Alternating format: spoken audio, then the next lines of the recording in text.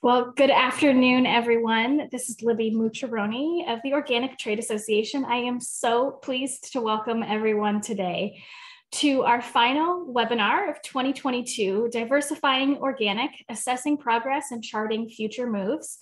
We have a really fantastic webinar panel presentation today, and I'm so looking forward to hearing the insights from each of our speakers. A couple of housekeeping items before the content begins today as our audience is coming on in. First of all, as you should have seen, today's webinar is being recorded. Following today's webinar, all of our registrants will receive a follow-up email. That follow-up email will include a link to view today's recording on demand, as well as a compiled list of resources that we have shared throughout the chat today. You can also find upcoming and past organic education at OTA's website, ota.com/education. I'll put that in the chat in just a few moments as well. Today's webinar is a panel discussion, and as such, we won't be hosting a Q&A session. If you happen to have questions for the speakers, we'd encourage you to use the question and answers panel in the Zoom platform. I would make a note that we would encourage all of you today to be in active listening mode and listening to the insights and perspectives and learnings from our speakers today. The Organic Trade Association is a membership-based trade association out of Washington, D.C., and it serves as the voice of a $63+ billion organic industry that represents more than 9,500 businesses. Our members come from across the industry and across the supply chain. We are so thrilled to be joined today by such a dynamic panel. I've really enjoyed getting to know each and every one of these individuals and can't wait for the discussion. So joining us today is Katrina Pitts, a doctoral student at Morgan State University and OTA's Diversity Fellow. Robin O'Brien is also joining us today. She's the Managing Director of Impact and co-founder of Replant Capital. She's also joined by Seneca Edwards-Heron, founder and executive director of the Friedman Ayers Foundation. And finally, Carolina Mueller, coalition manager of the National Young Farmers Coalition. Our panelists are joined today by Tracy Favre, OTA Board of Directors Vice President, who will be facilitating our presentation today. Tracy, as always, thank you so much for being here today. Could you briefly tell the audience a bit about you and about the Organic Trade Association? Yep, thanks, Libby. So super happy to be here, everybody. My name is Tracy Favre. I have a consulting business called Fig Hill Consulting, where I work with organizations and individuals, including private equity firms and venture capital firms that are looking to invest in organic and sustainable space. And I also help folks with certification, and particularly organic compliance. And I am currently in the second year of my second term on the OTA board and currently serve as board vice president.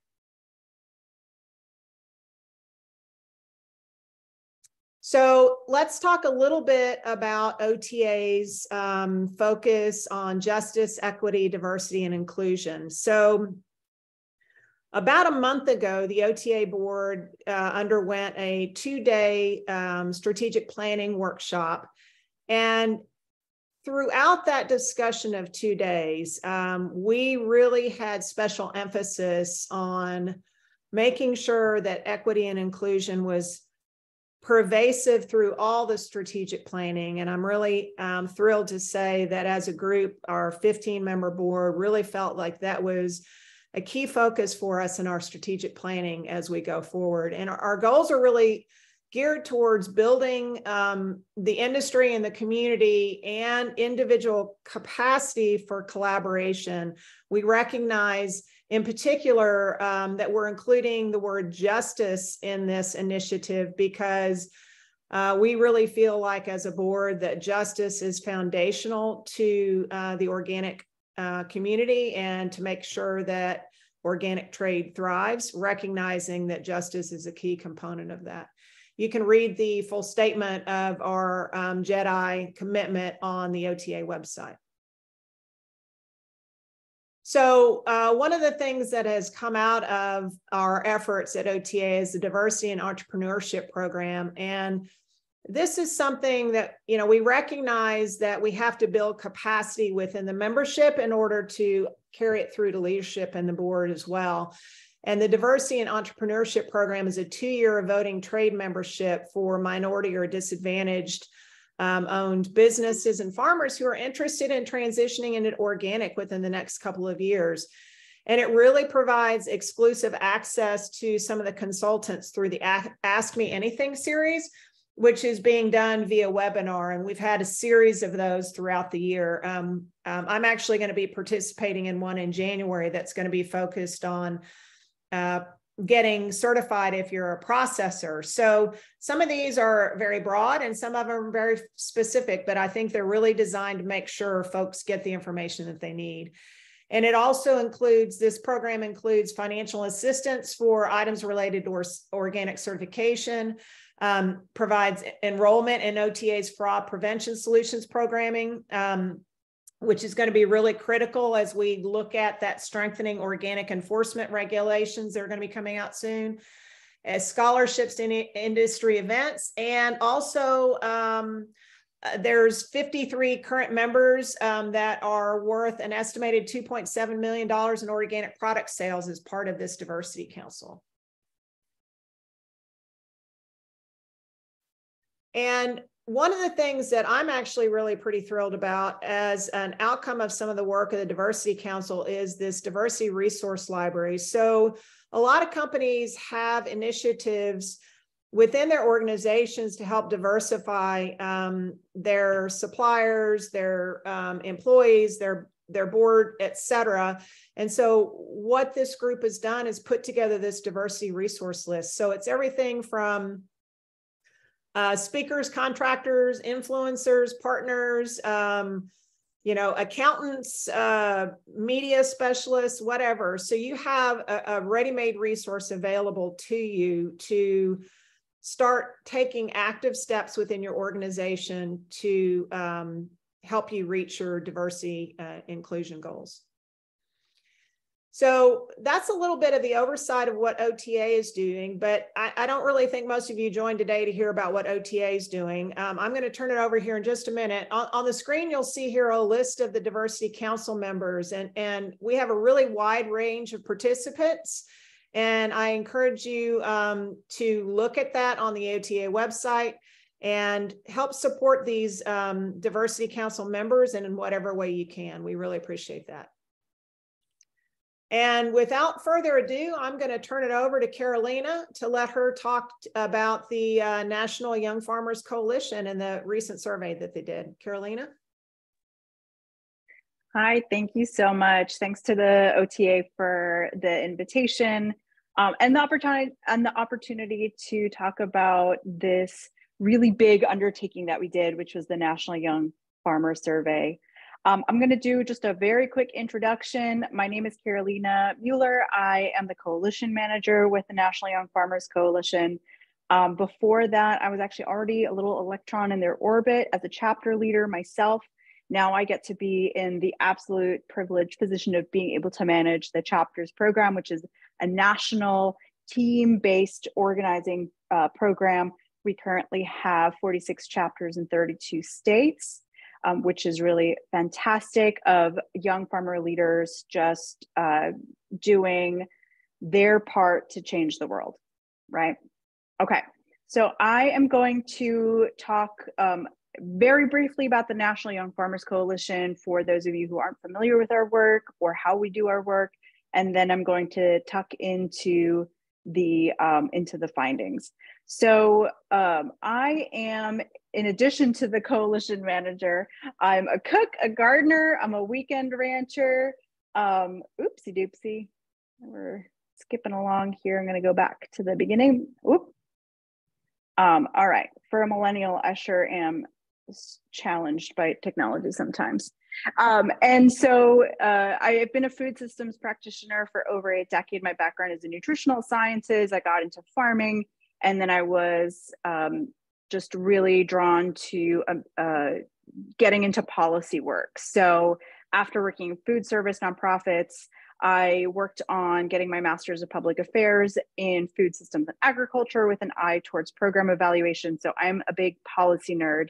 And really, ultimately, what I'm interested in is bridging big picture policy with people's lived experience. And I get to do that through the work with young farmers.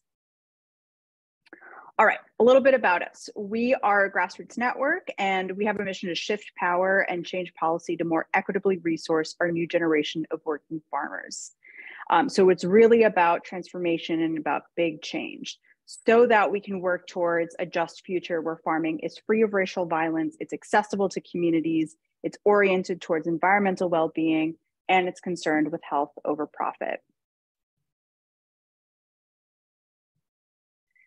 We were formed back in 2010 to create a unified voice for the future in federal farm policy conversations. We released a strategic plan last year that really got to answer the call of our farmers for bold structural change, really honing in on what we're really good at.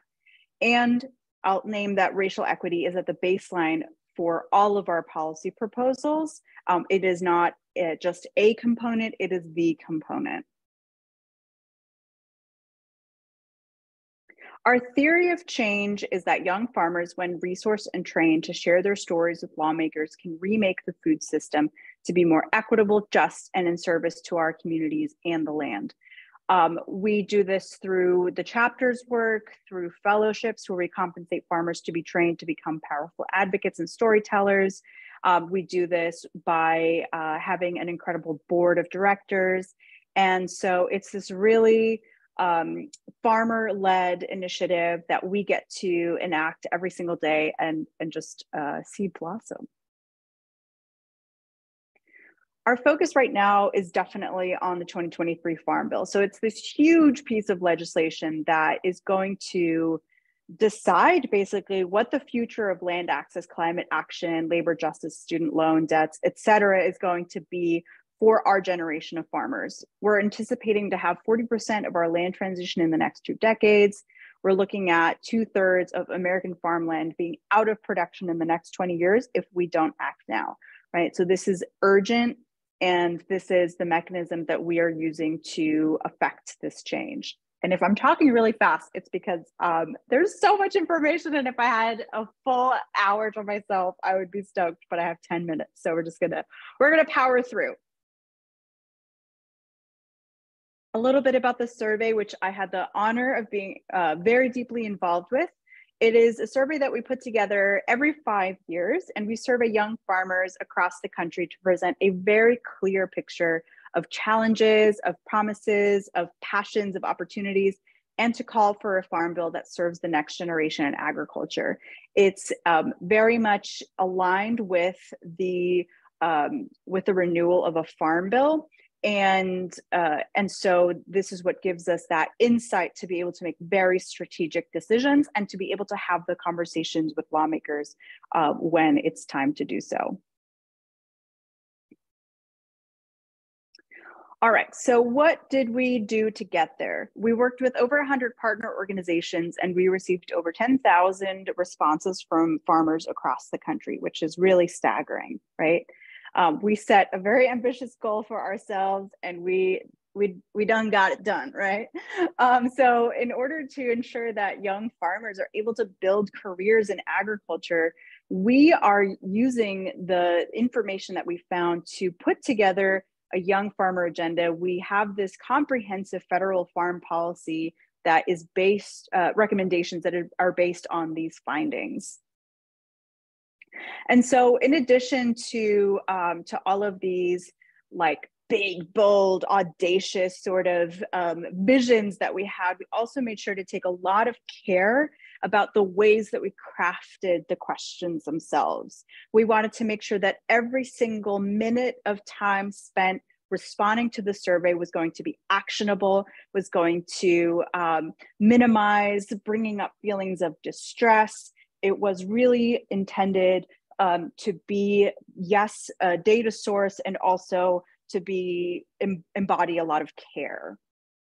You don't really hear a lot of people talking about care in data, but that was very important to us. All right, so what did we find? we found that a lot of our farmers are first generation. We identify our growing practices as regenerative. 97% identify their growing practices as being sustainable. Now, I know that it's kind of a fuzzy name, but I think that there is something very fascinating about how high that number is that is really resonating. And it goes right into the next finding, which was that 83% of respondents named that one of their farm's primary purposes was to engage in conservation or regeneration. Care for the land is super important to us. That was even higher for our Black, Indigenous, and people of color. And for Black respondents, that number was 88%. We also have seen a lot of climate disasters impacting our productions on our farms. And we are attributing that change in weather patterns to climate change, naming that, right? Which is a little bit different from the survey that we did 5 years ago. So there's kind of a shift in the culture and in the conversation. So a lot of us are, again, not from farm families. We identified that there has been an interruption in at least one generation between those predecessors of ours who were farmers and us today. And so that really spoke to me very personally. My grandmother on my father's side grew up on a farm in a part of Germany that is now Poland. And my dad, oh, bless his heart, he does not know how to garden. So, so then that kind of movement, that inspiration to go back in and just, it's a calling, right? So that was very fascinating. We're also, a lot of us, farming in rural areas, which brings some unique insights and challenges and opportunities. A lot of us identify as LGBTQ, which is really exciting, right? And about a quarter of us identify as sexuality other. Oh, I'm sorry. About a bunch of us are women or identify as a gender other than men. And then about a quarter of us identify as being part of the LGBTQ community. A lot of us have also gone to college. We have an associate's degree or higher, and that really impacts things like student loans on our ability to access capital, to take out loans, to think about the way that we set up our businesses, right? We're growing a lot of vegetables, and we are finding that while we still have a really high percentage of our respondents identified as white, if being a white or European descent, we did also find that we have a number of young farmers who are identifying themselves as people of color. And this is a little bit different than the findings that the USDA Ag Census gets. And part of that is because the way that we define who a farmer is much more open. So we did have kind of a pathway for folks who are farming, but maybe not for income, to be able to respond to these questions. So folks who are growing food and feeding their community, their family, but maybe they're not doing it as a business. Okay, so we are using a lot of sustainable practices, right? And we see over here that we broke it down by different races and ethnicities. And some of the sustainable practices or certifications that that folks named are right over here, including being part of the Real Organic Project, using biodynamic practices, and some others. We also are facing a lot of challenges. It should not surprise anybody that access to land is number one. We'll talk a little bit about that more. Access to capital, healthcare costs, housing, cost of production, and student loan debt are all part of these. And please check out the full survey report to be able to dive into whatever we don't get a chance to. It was a lot of information. It was really hard to pick what we're going to focus on. And we also found, and again, this was kind of something that we already suspected, was that BIPOC farmers are experiencing these top challenges at a heightened rate compared to white farmers. And so, for example, if we had finding access to capital was very or extremely challenging, for Black farmers, that percent was 60%, naming it as a very or extremely challenging, compared to white farmers who where we had about 37%. So That is a rather staggering difference, and I think really interesting to point out when we are interfacing with folks who are resistant to the idea of anti-racism and why it's important for us to be talking about anti-racism and equity in our policies and in our food systems movement. Land, y'all, land. It has been the top challenge since we started doing these surveys, and it continues to be that. So one is finding affordable land. Almost 60% said that it was very or extremely challenging. And then available land, about half said that it is very or extremely challenging. So not only are we having a hard time finding farmland for us to grow on that is a realistic distance away from a market, if we do find it, we cannot afford it. And that goes, that is a really important consideration for when we talk about climate, because as my amazing colleague, Vanessa Garcia Polanco, our co-policy director, she describes land as climate infrastructure, which is, I think, just really captures it, because we are facing, about 75% of us faced at least one climate impact on our farm in the last year. So living in Texas, Winter Storm Uri is one of those examples. There are some examples that are not quite as dramatic as that one, but that one stuck out. And then I mentioned already that we are naming that climate change is what is leading to these events, right? And so one of the resources that farmers are supposed to have at their disposal is USDA programs, but we're seeing that young farmers are not accessing these programs at a very high rate. 71% of those who said that they didn't participate said that they were unfamiliar with federal programs. About 60% said they didn't have time to apply. Lots of reporting and paperwork. If any of you have ever filled out any of those forms, you know what I'm talking about. And then also a mismatch in when applications were open and when our peak seasons of production are. All right, so what the heck are we gonna do about it? We are, I'm gonna lay out kind of generally the agenda that we have. Top, front, and center is to improve access to land and capital for young and BIPOC farmers. If you can't access capital, you can't access land, you can't grow your business. Support farmer mental health and well-being. In the face of all these climate crises, we need all the support that we can get. We're gonna look at the cost of production and market, increase access to affordable housing, invest in climate action and water access, and improve access, USDA access and accountability.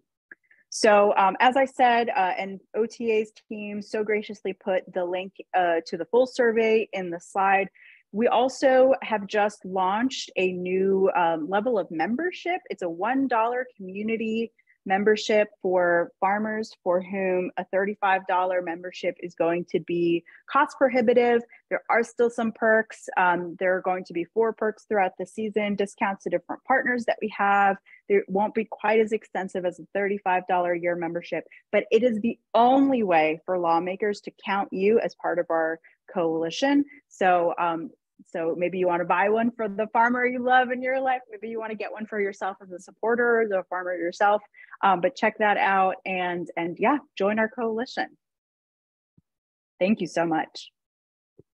Great, thanks, Carolina. Man, I know it's an incredible challenge to try to get through all those data-rich slides. In the interest of moving things along, I just wanted to ask you very briefly in about 30, 45 seconds, what are you guys doing in the coalition to address some of the challenges that folks are facing? Well, one very direct opportunity that we have is, like I said, the Farm Bill, right? So next year, we're going to be flying in 100 farmers from around the country for a fly-in into Washington, D.C., so that we can take our stories of what we're experiencing on our farms and in our communities directly to those folks who are going to be voting on the Farm Bill and make sure that our voices are heard, because it is it's go time. So we're gearing folks up to really be able to be those powerhouses that we know that they are. Great, thank you so much. Just as a reminder to folks, go ahead and look at that link that's included in the chat and that Carolina mentioned in the presentation to see the full survey. Obviously, we didn't have time to really dig into it, including some of the foundational problems, but hopefully you'll be able to educate yourself on that looking at the survey. Next up is Seneca with Friedman Ayers Foundation. Seneca, take it away. Glad to have you here. Thanks, Tracy, and good afternoon, everyone. I would like to first start off by saying a huge thank you to the OTA for the invitation and to the staff for making this a very streamlined process. Also, I would like to just congratulate Carolina and the Young Farmers Coalition on that survey, because that survey provided data behind a lot of the issues that many of us in different organizations are working with every single day. So I thought it was just a wonderful survey and just a wealth of information. So again, my name is Seneca Edwards-Heron. I am the founder and executive director of Friedman Ayers Foundation. And a couple of quick factoids about myself. I am originally from Mississippi. I grew up on a farm there. My dad was a cattleman and a row crop farmer. So agriculture, I guess you could say, is in my blood. I've been in the ag industry for about 20 years now. And prior to being executive director and founder of Friedman Ayers, I was a senior ag economist in the office of the chief economist at USDA. And I worked on a plethora of different commodities, but I guess my favorite and where I spent a lot of my time was looking at livestock, dairy, and poultry industries, both domestically and internationally. So a little bit about Friedman Ayers. Uh-oh, I think I have moving too fast. Okay. So about us, Friedman Ayers was founded in 2020. We are a nonprofit organization with a mission and vision to promote the prominence, the profitability, and expansion of Black-owned and operated farms and farmers in the United States by providing technical assistance, access to new market entry. I like to think of Friedman Ayers as a bridge. So we like to bridge the gap between Black farmers and what we term the marketplace. And so by creating this bridge, we create new economic opportunities that are also socially responsible as well. So what is our theory of change? So the big picture for Friedman Ayers is that we want to be key in reversing the 100-year-old trend of declining Black farm numbers and economic hardships. Now, when you think about that, you say, wow, Seneca, that is a huge task and undertaking, and it is.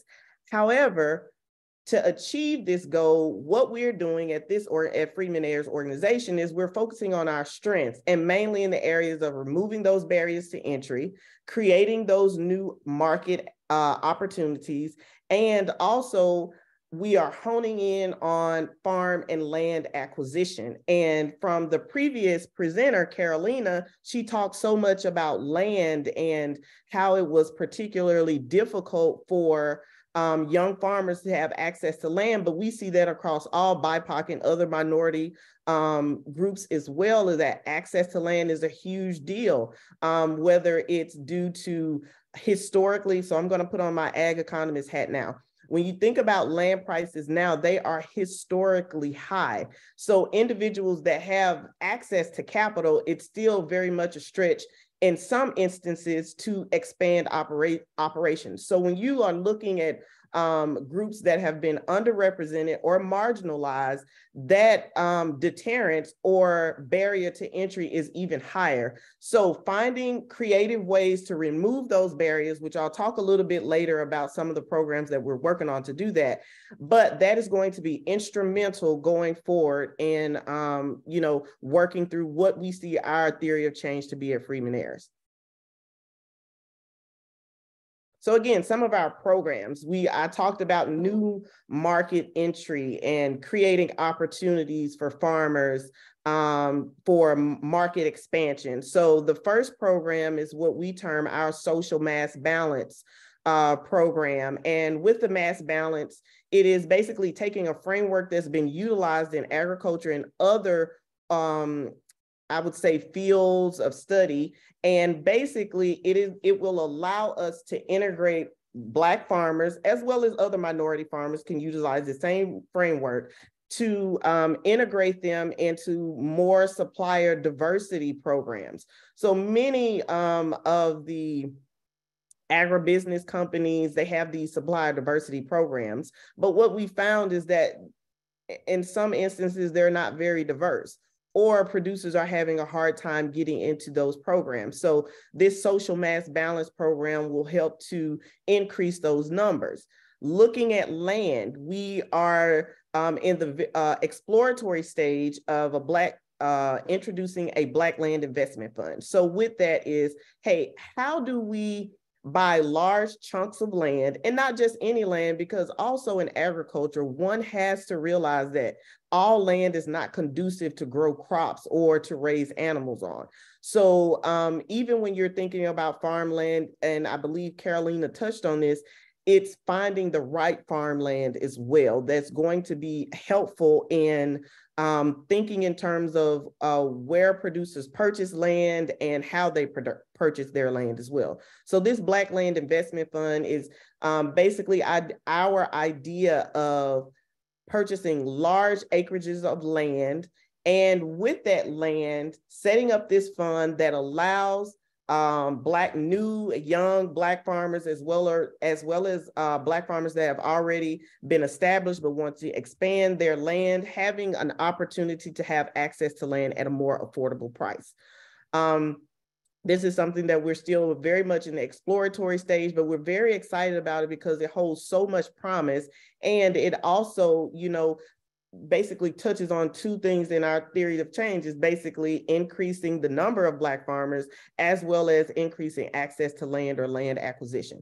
We are also participating in some climate smart commodities. We have partnered with American Farmland Trust, and we have been working, or we will be working towards introducing different regenerative agricultural practices that will help to translate into climate neutral beef products. So not just looking at your traditional row crop, but also looking at an animal agricultural standpoint as well.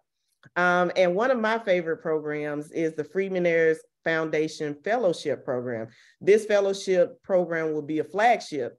And with the fellowship, it's basically helping to support new farmers, as well as those that may not have a background in agriculture per se professionally, but maybe they have ties to agriculture from a grandmother or a grandfather, and they remember going to their farm when they were younger. And now that they are mid-career, more established, they want to get back into farming, or they want to know, hey, how do I purchase land? What do I do with marketing? So this fellowship focuses on access to land, access to capital, and those market opportunities, where once the individual leaves this fellowship program, they would have a completed business plan, a completed marketing plan, a network of individuals to support them while they're integrating into new supplier diversity programs, as well as support from their peer networks. I think it's just a great opportunity all the way around, and I'm very, very excited about it. So here's our team, myself and co-founder Kelly James, who's also CEO of Macaris, and we have a project manager whose name is Patrice Lazard.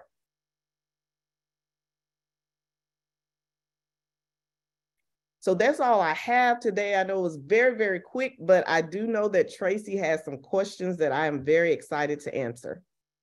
Great, thank you, Seneca. Some really, really exciting programs there. So I'm curious, access to capital aside, what maybe two other barriers do you see that are barriers to entry for BIPOC farmers? Yes. So I would say, as Carolina mentioned, and I'm sure many, on the call today know, land. So I look at the land issue as twofold. Number one, land prices are historically high. If you're a young farmer, if you're a BIPOC farmer, if you don't have access to capital, you don't have access to purchase the land. That's number one. So that's a barrier. And then the second thing to touch on is air property issues with BIPOC. So that's a large issue within the BIPOC community. So without the lack of proper legal wheels or things of that nature to help facilitate land being deeded from one generation to the next, that has caused some issues. So that if you are going to get going through USDA or other ag lending or other institutions without a deeded land, you can't go no further. So the land is tied up, which is basically leaving individuals in an area where they are losing economic viability. The second one I would say is lack of market access.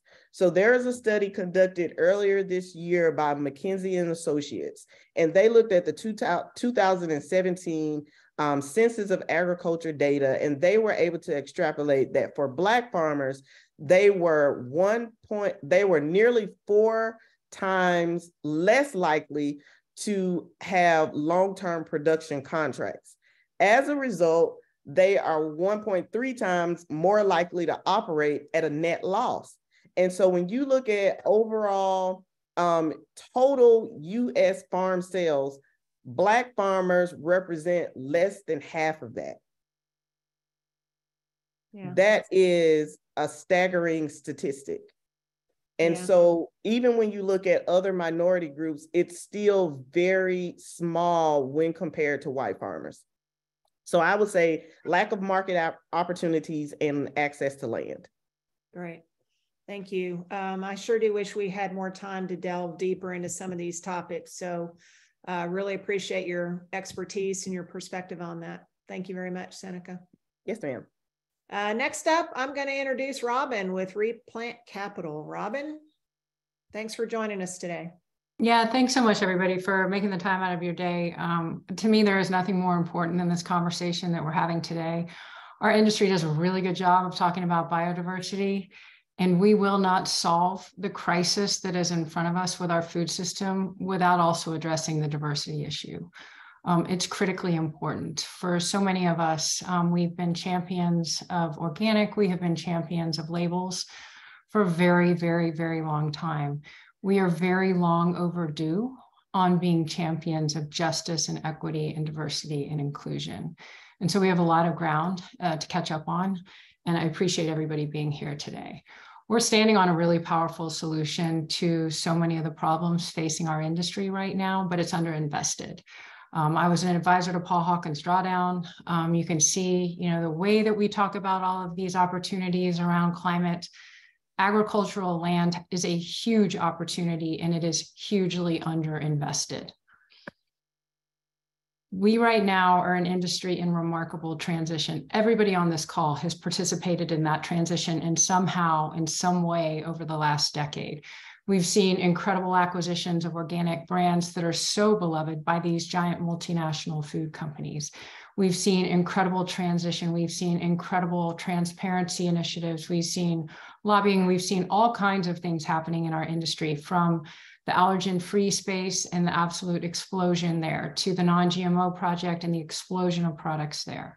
And the organic industry has done an incredible job of educating and informing and leading about the opportunities to up-level and create products that are better for our families. The problem is that it is not economically viable to a lot of the consumers, and it's not economically viable to a lot of the farmers right now.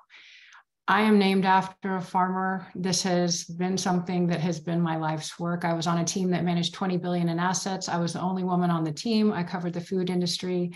Probably most importantly of anything on my resume is that I am a mother of 4. Those kids are now between the ages of 17 and 22 and beginning into their own advocacy work in their own lives. And I'm also a consultant, but where this sort of all intersects with this panel today is I'm also an adjunct professor at Rice University.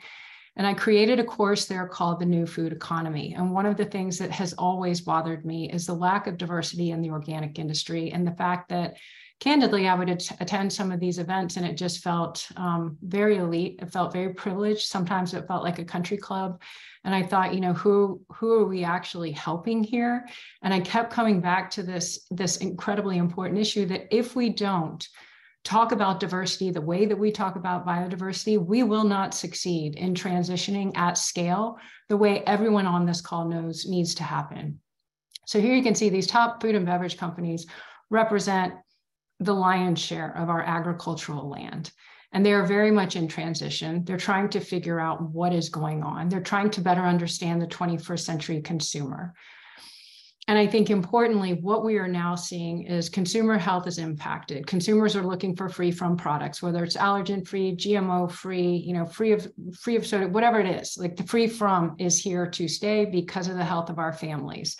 The health of kids is something that I've talked about repeatedly for a very long time. It is driving systemic change in our industry. The problem is that our farmland is stagnant. Only 1% of US farmland is organic. 8.5% of Europe is organic. Europe wants that to be 10% by 2030. And yet we're stuck. We're stuck at this sort of holding pattern. You know, we're stuck in this very homogeneous profile. And as I was studying that, you know, one of the things that became very apparent is that 96% of farmers in the US are white and 98% of the finance community is also white male. So you have two very homogeneous systems. And our food system, the very first ingredient in the food system is capital.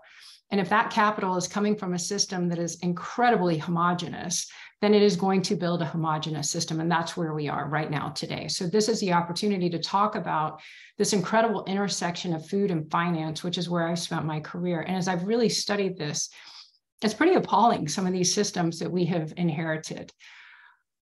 As has been touched upon, Black farmers don't own their land. And that land is wealth. That is generational wealth that affords somebody the opportunity to move forward, to create better for their children, to do better than their parents and their grandparents. But when you have literally robbed the land of Black families, they've lost that economic strength and they've lost that economic power. So we didn't just rob them of the land, we have robbed them of this economic opportunity. Then what happened is we had this incredible consolidation of farmland under white farmers. And again, the subsidy system that this group has done a tremendous job lobbying around, again, you know, that subsidy system reinforces the status quo of this white farming consortium that we have inherited because of the financial structural mechanisms that have been put in place over the last 100 years. And again, you know, as a professor, we kind of have to step back and say, like, let's look historically at what has led us to this point where we are today, where we even need to be having a panel and a conversation like this. So we're in desperate need of policy change. And again, I'm talking about the math. It all comes back to what is the capital? That's the most important ingredient in any company. It's the most important ingredient in any food system. It's the most important ingredient in any product. However that capital is allocated, however that capital is defined, is going to define the ultimate product that's coming out. And again, here, you know, we have not structured financially a food system that creates the diversity that we're talking about on this panel today. And this is a huge part of the problem. I was in San Francisco last week with a group of women that were talking about this, the struggles that they're having with farm workers. Every single food company that I am talking to at this point, and it doesn't matter if it's a multinational meat company, it doesn't matter if they grow potatoes, it doesn't matter if they grow berries. The companies are struggling, the food industry is struggling. The pandemic basically put us on our knees. And then when you couple that with the climate crisis, and you hear from these brands that they're losing $30 to $50 million a year because of the climate crisis, it begs a question, what can we do better? And if you think about what brought us here, it is the introduction of this genetically engineered operating system. I have spoken about this for the last 10 years. It completely changed the math on a farm, and it favored only the white farmer that had access to capital. Because up until that point, farmers had been able to save seeds. But when that genetically engineered seed was introduced and it was patented and trademarked and licensed, all of a sudden farmers had to pay patent fees and license fees and trademark fees. And how is a farmer going to do that? They're going to take out more loans. And then to grow that seed that's been treated by these chemical companies with the portfolio of chemicals that's required to grow them, farmers have to take out more loans. So now US farmers are carrying $426 billion of debt. And that's the white farmer. That farmer doesn't have access, doesn't have the ability to even lift his head above water to transition to regenerative or organic because of the debt levels that they carry. But what's fascinating to me, and a huge part of the conversation that's missing, is that the Black farmers and the farmers of color that did not have access to the capital could not embrace that genetically engineered operating system. They just flat out couldn't afford it. So those are actually our wisdom keepers. Those are actually the farmers that have the understanding of soil stewardship, that have the understanding that we talk about all over the place right now today with regenerative and organic agriculture. The farmers of color, Black farmers, are actually the ones that have the information, the knowledge, the wisdom, because they were discriminated against and never allowed access to the capital markets that created this genetically engineered operating system. And so it was discriminatory lending policies that were put in place. And again, we cannot talk about this issue. We cannot talk about this issue without talking about the financial system behind it that structured it. And I think one of the dangers in the food industry is we tend to sort of silo ourselves, and we can't. We don't operate without the finance system. So we've actually got to start addressing the discriminatory policies, the discriminatory lending practices, the discriminatory payments that are inherent in our system if we're actually going to address this at scale, which in my opinion, we will not succeed in transitioning agriculture to these incredibly regenerative, restorative, organic ways of farming unless we also systemically restructure into this incredible diversity that we're talking about here today. And so I come back to it a lot. You cannot fix a broken food system with a broken financial system. We have a very homogeneous food system because we have a very homogeneous financial system. And that was the opportunity that we saw at Replant Capital. We thought, what does it look like if we actually begin to disrupt the financial system the way the organic industry has disrupted the food system? And, you know, again, years ago with some of the legends that have been in this industry for a long time, I mean, they were pioneers. They joke, you can tell a pioneer by the number of arrows in our backs. You know, the same thing is happening now in the finance space.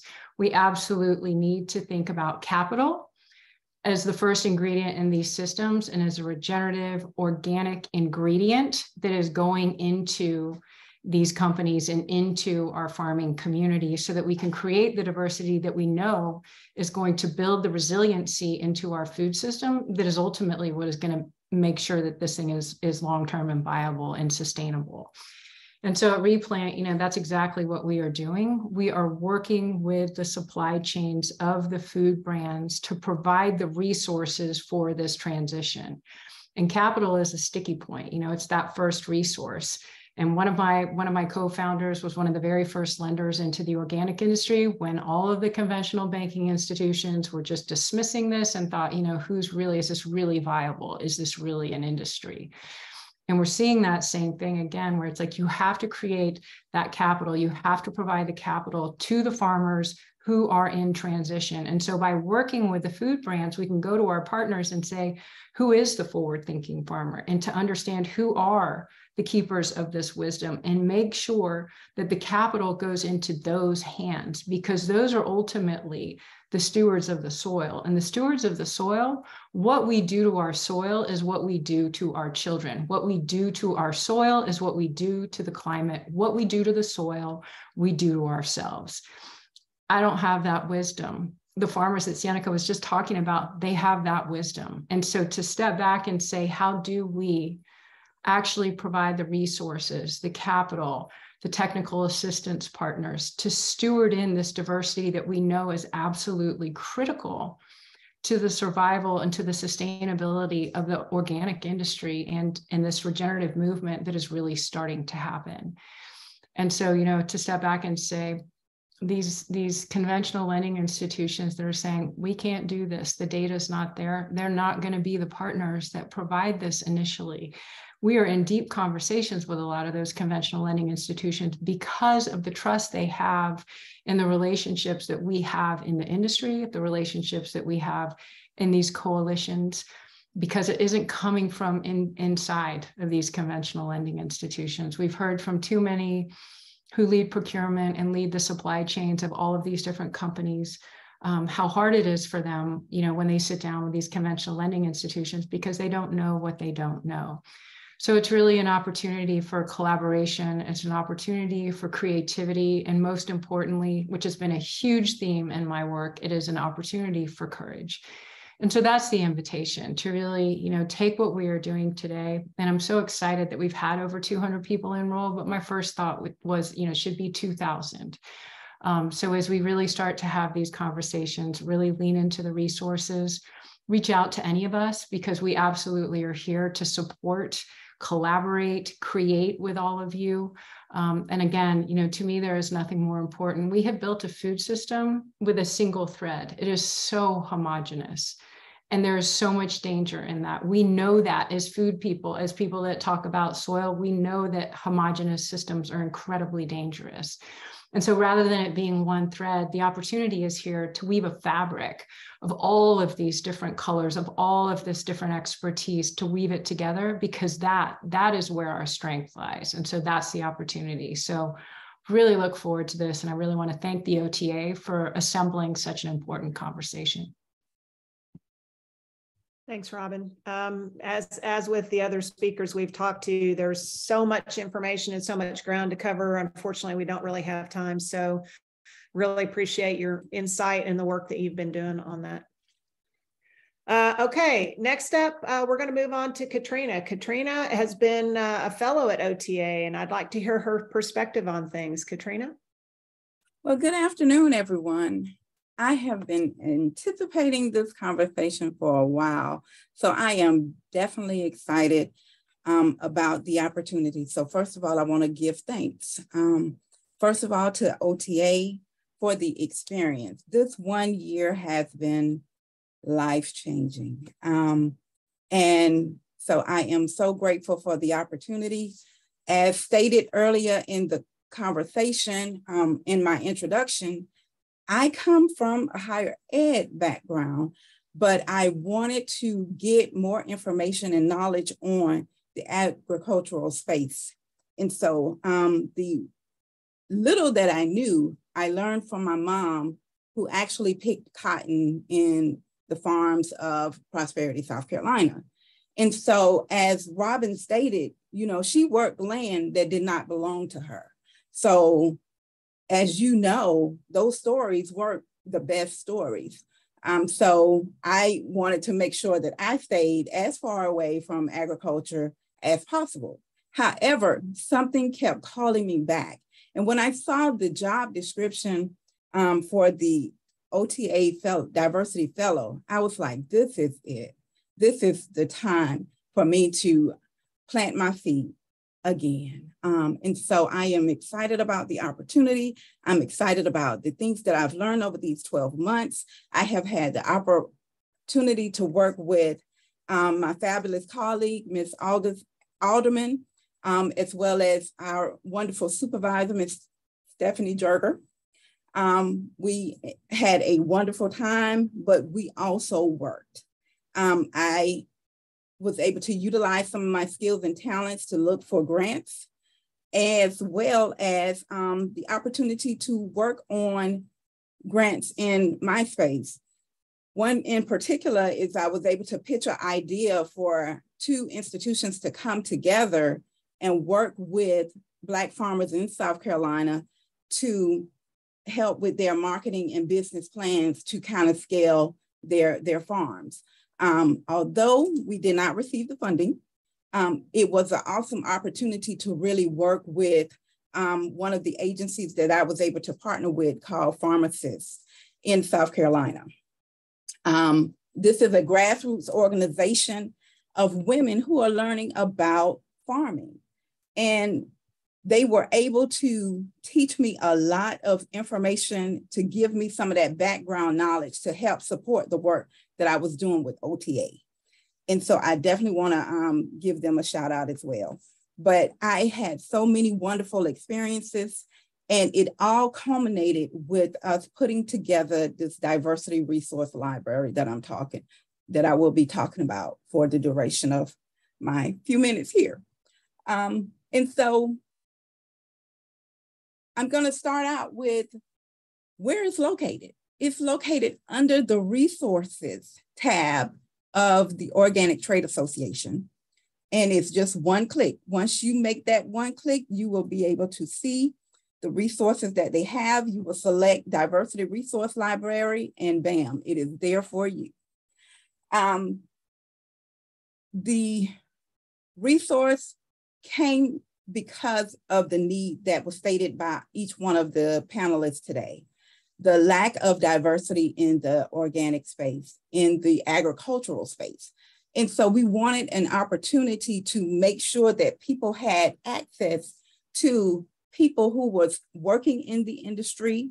I learned a lot through the speakers that we were able to garner, and I was able to meet one individual from the Black Speakers Network who was helping to kind of lay a framework for how this could be done, as well as and it just slipped my mind that fast, the Black Farmers Index, working with them and partnering with them so that we can make sure that people had access to the farmers that are located in the space. But the diversity library, we wanted to make sure that we diversified the content, conferences, supply chains, marketing efforts that you are able to do within your organizations. And I'm even going to take it a little step further at the end because I have a charge for you all. Again, I come from a higher ed background.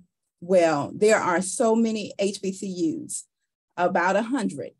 So I think that is untapped potential to really diversify these spaces, because as Carolina stated, that most of our farmers have those experiences and have at least an associate's degree. So these are learned individuals. They are ready in their professional spaces to do the work that you have within your agencies.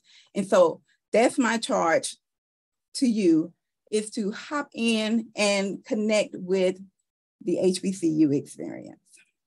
So the next slide is, we have a plethora of speakers, and we are still developing these lists, but these are speakers who are experts in their fields. And if you hover over each person's name, you get a brief bio of what their subject area is and their area of specialty. We also have a way for you to contact them if need be, as well as their websites. And so we would, whatever your needs are, we ask that you look to this space to provide that need first. From our speakers, we go to influencers. As we talked about the marketing of the organizations, these are people within our populations that people trust, that they go to for information. So when you are listed with their agency, they are more likely to trust your product, to trust what your agency is doing, and to see that you are connected with our community. And so that will make us more receptive to buying your products. So I would definitely encourage you to utilize these influencers to market your products. Look at what they're marketing to see if it's a good fit for you, but definitely connect with them so that you can market your products. Next is our contractors. This list, oh God. But it was really interesting, because trying to vet individual businesses within the area, finding that some may not have been in existence anymore, we were able to come up with a way to make sure that we encapsulate the businesses within everybody's region. So there's something for you everywhere in the country. So what we would ask you to do is to really look within your area to see if you can support one of the Black-owned or minority businesses, BIPOC businesses. And first, let's do it first, because as Robin stated, we want to make sure that it's not homogenous. We want it to be more inclusive of all cultures. And so we ask that you utilize this contractors list that we've developed to identify businesses to meet your needs. And I referenced the Black Farmers Index earlier, but it's divided into regions so that you can get an idea of who the Black farmers are in your area. And I think Dr. Parker is her name, who created this list. She put a wealth of time into making sure that each one of these farmers on the list was in practice and doing great work for our community. I looked at the list for South Carolina and recognized several of the individuals' farms that we have that I've been able to kind of support along the way, because that's where I'm located. I'm located in South Carolina. And so I want to make sure that we're utilizing the resources that are available to us. So one of the things is that we've taken away the excuses that we can't find, or we don't have, or we don't know. And we've put it all in one place and in the OTA Diversity Resource Library for you to utilize. So I call you to utilize the tool. And lastly, it's, oh no, we have one more after this one, but it's the print and digital media, starting with books by BIPOC authors. Then we go to articles that talks about the trends, that talks about some of the data, that talks about some of the issues and problems that are faced with this community so that you can be armed with information. Then we have podcasts that you can listen to if you are in a crunch for time and can't sit down and read. You can listen to it so that you can be privy to some of the issues that are being faced within the communities as well. And lastly, we have our potential coalition partners. And these are partners throughout the country that you can partner with to utilize them that can provide expertise in various areas. And I would like to just reference a couple that I noticed. After I was able to attend Expo East in October. And it excited me so much that I wanted to come back and find other conferences with individuals in the BIPOC community. And so I was able to find 3. One was the Harvest Ball, which is hosted by Farmers Outreach Solutions. And it was in Raleigh, North Carolina. And one of the things that I noticed with their agenda is on Fridays, they had an HBCU night. So they invited the HBCUs to come and talk about the agricultural space and the needs in that space. The second one was Black Farmers and Urban Gardeners National Conference, which is held in Atlanta, Georgia. And they had a host of information and a wealth of information that they shared and brought farmers together. So if you're looking for farmers, if you're looking for interaction, these are the places that you need to make sure that you are represented at. The last one was the 32nd Annual National Black Farmers Association Conference, and it was in Mississippi. But this one travels around each year to various places. I think last year they were in Virginia. And so I say all of this is because there are opportunities to get your feet wet, to really incorporate what it is and identify these individuals so that you can support the efforts that they are doing. And I'm going to go back now to the HBCU experience, and I know I'm running out of time. Yeah, actually, sorry, Katrina, we're going to have to, we're out of our time block. So I appreciate your passion, and you've been an incredible resource putting this resource guide together. We couldn't have done it without you. And I'm going to start with you in our final question. In 30 seconds, what is your one takeaway action item that you want people to hear as we go forward? And Seneca, you're next up, so get ready. So my one action item is to really create that pipeline with the HBCUs to garner the talent that's here in these spaces. Everything from agribusiness to computer science and accounting and finance, we serve all of those populations. So connect with the institutions, partner, serve on advisory councils to look at the curriculums, to help build those curriculums if it's not suiting your needs, so that it will, but that would be my takeaway. Great. Thank you, Katrina, so much. You've been a huge help. Seneca, what's your action item to leave the audience with? My action item, I would say, is this formula. First, make the commitment. After you make the commitment, do the work. And if you need a framework, Tracy laid out a great framework that OTA has with their JEDI commitment. Follow that, and I think that will help further the conversation and further the work that needs to be done, as well as bring awareness. Yeah, and I'll just echo that and say, if you're interested, join our diversity council with an OTA if you're not already a member. We're doing some great work there, and that's a great way to get involved. Thank you, Seneca. Yes, ma'am. Robin, action item. So I don't know if this is going to come out backwards, but I love acronyms.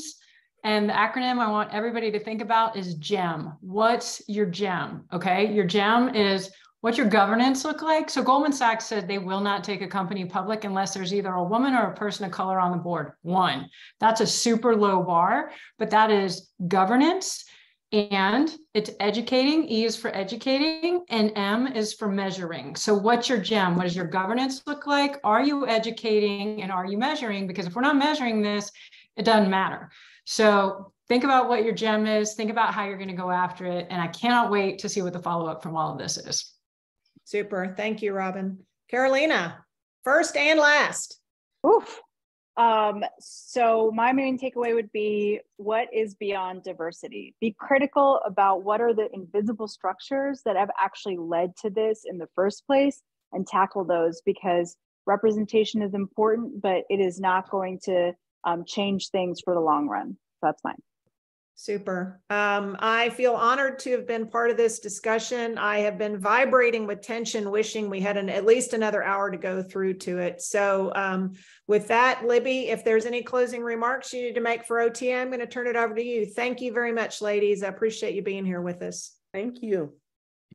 Thanks so much, Tracy. I think the only thing I'm going to say is thank you, everyone, so much for your passion, for your insights, for the conversation today, and for the conversation in the future. I can't wait to partner with each of you into 2023 and beyond on some really critical conversations and next steps for our industry. On behalf of the Organic Trade Association, our board members and staff, we wish all of you in attendance and our speakers a safe and healthy holiday season and entry into the new year. And we look forward to having you at future educational opportunities with the Trade Association next year. Thanks so much, everyone. Have a great day. Bye. Thank you.